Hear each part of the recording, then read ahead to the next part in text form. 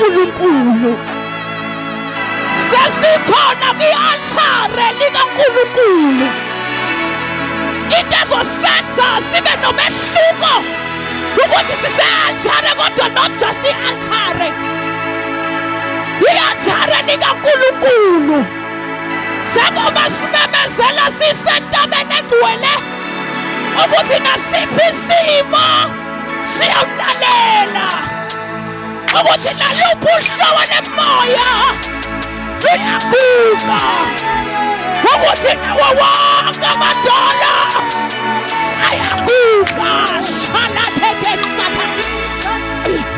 Asikwazi ukuthi simile e-althare likaNkulunkulu engcwele bese ngabi khona okuguqayo. Sithi konke okumelene negama likaNkulunkulu kuyaguqa konke ngegama likaJesu. Siphi na isimo sona